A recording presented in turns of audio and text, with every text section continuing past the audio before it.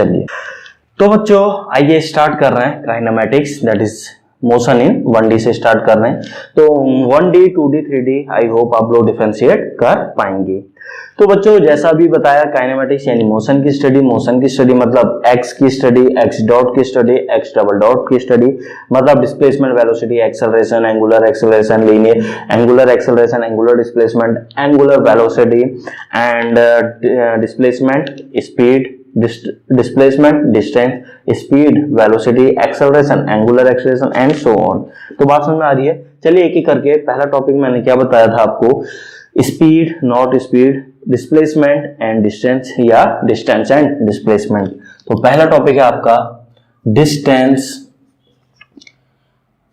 Distance and displacement. Displacement बच्चों, अब अंतर डिस्टेंस और डिस्प्लेसमेंट में अंतर क्या है समझिएगा। मैं आपका यहां पे था, मैं यहां से यहां गया, ए पॉइंट से बी पॉइंट गया। पहला केस, मेरी डिस्टेंस कितनी है, डेफिनेटली नाप लीजिए, इतनी है, और मेरी डिस्प्लेसमेंट कितनी है, इतनी है। बात समझ में आ रही है।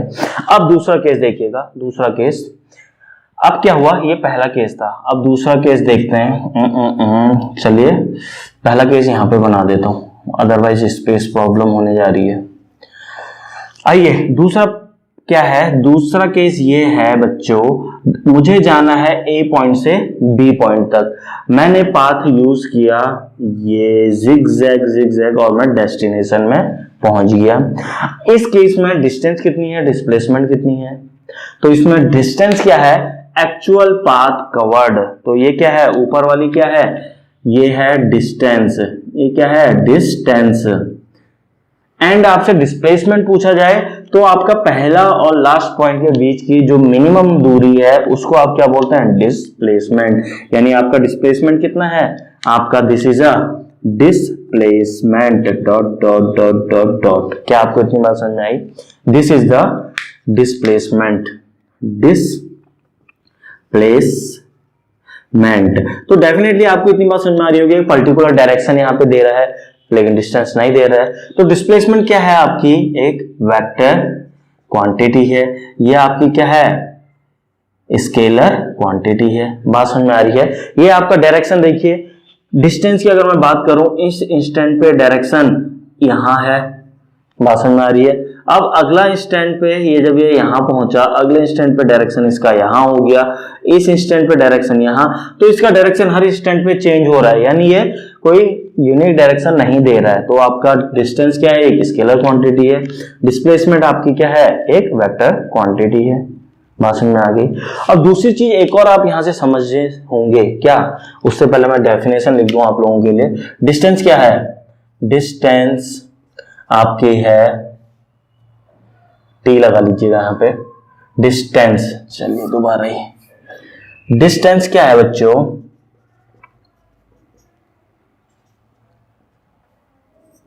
डिस्टेंस क्या है, एक्चुअल पाथ कवर्ड,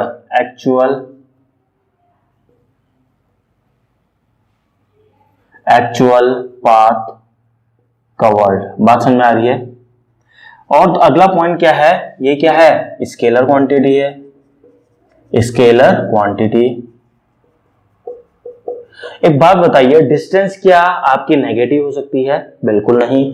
आपकी क्या है, it can not be zero और नेगेटिव। अब कई बच्चे कहेंगे जीरो क्यों नहीं हो सकती है, वो कहेंगे मैं तो ए पोजीशन से बी पोजीशन में गया ही नहीं, मतलब मैं चला ही नहीं। अरे चले ही नहीं तो हम पढ़ ही क्यों रहे थे, जब हम चल रहे हैं उसके बाद की बात कर रहे हैं। बात समझ में आ रहा है। अगर आप चले हो तो पक्का कुछ ना कुछ आंसर आएगा डिस्टेंस का। तो डिस्टेंस जीरो नहीं हो सकती है, ना ही नेगेटिव। नेगेटिव क्यों नहीं हो सकती है, अरे या तो आप इधर जाएंगे 1 मीटर या पीछे आएंगे 1 मीटर, घूम फिर के 1 ही मीटर तो जा रहे हो ना, दोनों तो पॉजिटिव हैं।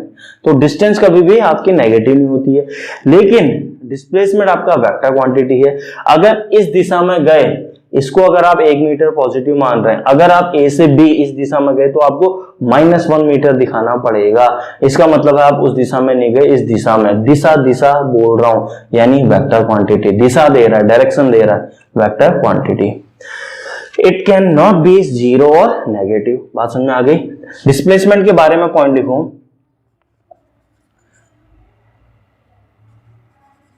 डिस्प्लेसमेंट की अगर मैं बात करूं बच्चों, ये क्या होता है, ये आपकी पहली बात मैं ऑलरेडी बता चुका हूं, शॉर्टेस्ट डिस्टेंस है बिटवीन फाइनल एंड इनिशियल। चलिए, and it is a vector quantity, it's a vector quantity. क्या है ये? एक वेक्टर क्वांटिटी है, यानी ये डायरेक्शन आपको देता है। इट कैन बी, क्या ये जीरो हो सकती है? It can be negative, zero और पॉजिटिव। बच्चे चौंक रहे होंगे, अरे जीरो कैसे हो सकती है? ऐसे हो सकती है। देखिए तीसरा केस देखिए, ए पॉइंट से मैं चला, ए पॉइंट से मैं चला, थोड़ा बहुत घूम के वापस मेरा मन हुआ कि मैं घर लौट के आ जाऊं, तो ए भी यहीं है, बी भी यहीं है, ए भी यहीं पे है, बी भी यहीं पे है, तो टोटल डिस्टेंस यहां चला 1 किलोमीटर, 2, 3, 4, 5, 6, 10, पता नहीं 10 किलोमीटर पक्का मैं कुछ ना कुछ चला, क्योंकि मैं थका हूं, एनर्जी कहां गई, मैं चला हूं, यानी डिस्टेंस कुछ ना कुछ आएगी। जोड़ दो उस पूरे को, डिस्टेंस पॉजिटिव आ रही है। डिस्प्लेसमेंट जहां से चले वापस आ गए, तो डिस्प्लेसमेंट क्या होता है? Shortest distance between initial and final position. Shortest distance between initial and final position, वो होता है डिस्प्लेसमेंट आपका। वो क्या आ रहा है यहाँ पे? जीरो। तो जीरो हो सकती है। नेगेटिव वाला बताया, अपोजिट डायरेक्शन में जाओगे। पॉजिटिव कब हो सकती है? इस केस में पॉजिटिव दिख रही है। तो डेफिनेशन क्या है डिस्प्लेसमेंट की? डिस्प्लेसमेंट की डेफिनेशन है shortest distance between initial and final position. Shortest distance between initial and final position. Excuse. आइए बच्चों थोड़ा सा और एनालिसिस कर रहे हैं। इस एग्जांपल को देख के एक बात समझ में आ रही है, डिस्टेंस ज्यादा आएगी कि डिस्प्लेसमेंट? ये ए से लेके बी तक ये क्या है? डिस्प्लेसमेंट। और ये टोटल को जोड़ दो, टोटल लेंथ को अगर आप जोड़ दो तो आपकी क्या है? ये डिस्टेंस है। तो ज्यादा क्या दिख रही मुझे? डिस्टेंस दिख रही। ज्यादा क्या दिख रही है? डिस्टेंस। डिस्प्लेसमेंट कम दिख रही है। पहले वाले केस में डिस्टेंस और डिस्प्लेसमेंट बराबर। तो यहां से कंक्लूजन ये निकल रहा है कि डिस्टेंस हमेशा ज्यादा होती है या इक्वल होती है टू डिस्प्लेसमेंट। कंक्लूजन क्या निकल के आ रहा है? क्या मैं ये बोल सकता हूं इन एग्जांपल से? देखिए, डिस्टेंस ऑलवेज, नॉट ऑलवेज, या तो ज्यादा होगी या इक्वल होगी टू डिस्प्लेसमेंट।